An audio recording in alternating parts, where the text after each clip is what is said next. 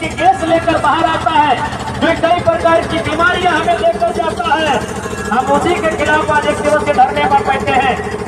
तो आज बहुत ही दुर्भाग्य की बात है कि आज बीसीसीएल प्रबंधन हमारी जमीनों से, हमारे गांवों से, हमारे खेतों से, हमारे खलिहानों से करोड़ों अरबों रुपए की कमाई करता है और बदले में यहाँ के स्थानीय लोगों को, यहाँ के गांव के लोगों को करने के लिए ढूंढ दिया जाता है। ये बहुत ही शर्म की बात। यदि बात करें कोई भी काम होता है तो नियम कानून से होता है। आप सभी जानते हैं भारत एक कानून देश है, कानून से भारत का देश चलता है। लेकिन आज दुर्भाग्य की बात है, जिनके पास पैसा है, जिनके पास पूंजी है, वो कानून को चुनौती देते हैं। पर्यावरण संरक्षण अधिनियम 1986 साफ कहती है कि यदि कोई खनन का काम होता है, यानी कोड़े के काम आदि व्यवहार, तो जल, थल, वायु, ध्वनि प्रदूषण नहीं फैलना चाहिए। यानी जल प्रदूषण होता है, थल यानी मिट्टी प्रदूषित होती है, हवा प्रदूषित होती है, तो कंपनी को, यहाँ तक कि उस कंपनी को बंद करने का निर्देश है। उस काम में शामिल लोगों को जेल खटने तक का नियम है। लेकिन वही जिनके पास पैसा है, जिनके पास पूंजी है, उनके लिए कानून कुछ नहीं है। उनके लिए कानून उस जाल की तरह है जिससे बड़ा मछली निकल जाता है और छोटा मछली फंसता है। ये बहुत ही दुख की बात है। लेकिन कोई बात नहीं, ये कोयलांचल की धरती है, ये क्रांति की धरती है। इस धरती से हमारे लोगों ने हमेशा क्रांति किया है, आंदोलन किया है। आज यदि सीधे तरीके से जिला प्रशासन हमारी इस आंदोलन को संज्ञान में लेते हुए, यदि इस खनन करने वाली कंपनी अथवा एजेंसी है, जो भी आउटसोर्सिंग एजेंसी है, ये जिनके माध्यम से खनन हो रहा है, यदि प्रदूषण में रोकथाम नहीं करती है, तो हम लोग इस आंदोलन को और ऊपर करेंगे और इस बार जिला स्तरीय प्रदर्शन करेंगे। यदि नहीं हटाए तो आज जितना जाना है मोटा मोटी टोनी आसपास के 5-6 जगह, 5-6 गाँव इन धुआं से, प्रदूषण से प्रभावित हो रहा है ना। तो अगर बात नहीं मानता है तो अगला बार जिला में प्रदर्शन होता है और सभी ने अपन घर से एक फैसला कारी लाई के जिला में जाकर डिगा देना।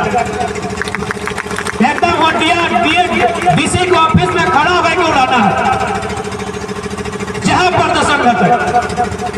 जिस कार्यालय में प्रदर्शन होगा वहां खड़ा होकर हजारों की संख्या में टोकरी में भर के ये काला गर्दा, ये काला बालू, ये काला धुआं उस ऑफिसर के कार्यालय में उड़ाना है, ताकि उसको पता चलना चाहिए, उसको आभास होना चाहिए इस काले धुएं से क्या परेशानी होती है। वैसे के कमरों में बैठते हैं, बड़े बड़े कमरों में बैठते हैं, उनको पता नहीं है गांव वालों का दर्द क्या है, यहाँ के लोगों का दुख क्या है। इसलिए आज जितना जाना ले, अगर बात सुना है तो ठीक है, यदि धुआं बंद है तो ठीक है, ना तो अगला बार सभी यहाँ से पद यात्रा करते हुए जैसन मुड़िए हमने गोबर के खैचला लाइन के लेके जहाँ वैसा नहीं धुलवा लेके जीवाए और हजार संख्या में आ जाए कि जितना धनबाद में सरकारी ऑफिस है, चाहे डीसी के ऑफिस रहे, एसपी के ऑफिस रहे, डीएमओ के ऑफिस रहे, प्रदूषण विभाग के ऑफिस रहे, जितना सरकारी ऑफिस है सब में धुरा भर देना, सबके सामने धुरा उड़ाना है। तब यकनी सबक लेता है, तब यकनी की समझ में आता है कि कितना परेशानी में आज यहाँ के जनता है। आज इस गैस से, इस धुआं से, इस प्रदूषण से नाना प्रकार की बीमारी भय रहा है। आज ये आदमी के 70 साल, 75 साल, 90 साल हमनी के आज बाँचे होते, आज 50 साल, 60 साल में बड़ा बीमारी घर लगल है। अब ये टोनी के जाके देख ले, कोलियरी में रहे लोग, चला हमने के तो चाची टोनी रहे वाला लोग, टोनी से बढ़िया अब ये करते बूढ़ा बढ़िया आते, कितना बूढ़े बढ़िया आते, कहे नहीं आधा समय में बीमार हो जाते। आखिर बीमारी से लड़ते, इसलिए अगर प्रशासन प्रबंधन जो भी हमने बात पर संज्ञान न ले है, जीएम के भी कार्यालय के घेर के चारों तरफ तो कार्यालय में गर्दा फेर दे। गर्दा भरना बड़ा अपराध नहीं लगा, अभी छोटे अपराध कर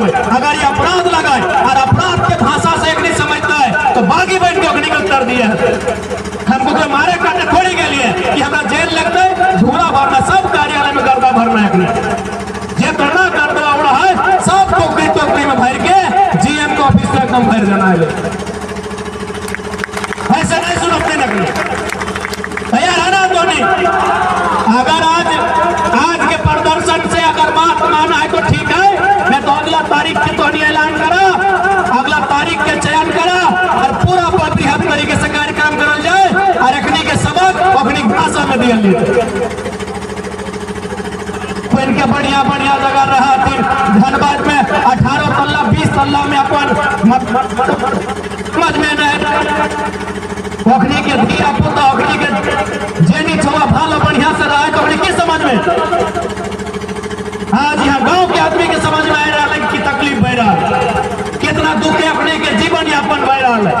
सबसे महत्वपूर्ण कि आदमी की जिंदगी या उम्र कम बह रहा है। 50-60 साल में लोग मर जा रहा है तीन बीमारी के चलती, धुआं के चलती, गैस के चलती। इसलिए स्पष्ट किया चाहे अगर तरीके से बात मानाती ठीक है तो हर तरीका अपना लेता है जगह से सिस्टम में हड़कम पैदा हुई। और साथ ही साथ चूंकि पर्याप्त हमने लिखित तरीके से भी काम कर पाए, क्योंकि विनोद बाबू की धरती है और विनोद बाबू सदैव काले पढ़ो और लड़ो, यानी हम लोग पढ़ाई के रास्ते यानी लिखित भी काम करेंगे। माननीय न्यायालय में हम लोग पीएल भी दाखिल करेंगे, पीएल के माध्यम से भी हम लोग काम करेंगे। जो पर्यावरण प्रदूषण नियंत्रण बोर्ड है हम लोग वहां भी अपना पत्राचार करेंगे। और चूंकि इस बार समय नहीं रहा, इस बात को विधानसभा तक भी लेकर जाएंगे, हर एक स्तर से लड़ेंगे। कि सवाल केवल प्रदूषण के ना है, सवाल सर्वाइवल के है, सवाल कि हमारी जिंदगी के है, हमारा उम्र सीमा के सवाल है। इसलिए आज के इस आंदोलन में उपस्थित जितना भी जाना टला जुटला सब इनके साफ शब्द में हम क्या चाहिए कि टोनी की संघर्ष में, टोनी की संघर्ष में हर एक रूप में टोनी के साथ खड़ा रखने के तो सोचे चाहिए कि आज जकर जमीन में कोई लोग खोल ले, जकर जमीन से करोड़ टका कमाई भी कर ले और ओखनी के बीमार करे के तरीका में ढूंढ रहा, ओखनी के खत्म कर। इसलिए आज इस एक दिवसीय धरना प्रदर्शन के माध्यम से मैं सबसे पहले मीडिया जिसे चौथा स्तंभ कहा जाता है, मैं मीडिया बंधुओं के माध्यम से जिला प्रबंधन को स्पष्ट हिदायत देना चाहूंगा कि जो ये प्रदूषण आप देख रहे हैं, जो ये काला धुआं देख रहे हैं, जो नाना प्रकार का गैस लेके बाहर आता है, जो इंसान के जीवन के लिए, पर्यावरण के लिए, जीव जंतुओं के लिए हानिकारक है, नुकसानदायक है, करे नहीं तो हम लोग आगे बृहद आंदोलन के लिए बढ़ेंगे और इसकी जवाबदेही केवल और केवल प्रशासन।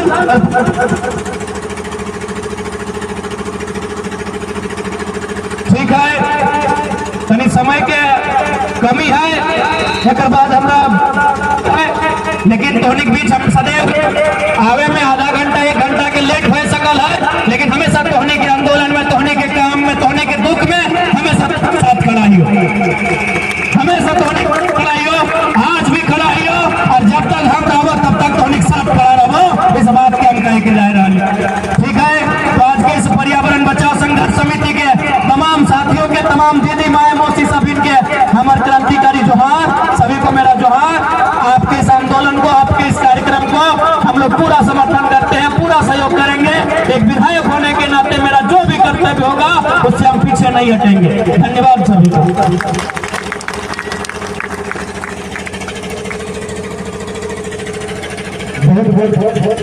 धन्यवाद माननीय विधायक। नेक्स्ट वीडियो में मिलते हैं। जय हिंद।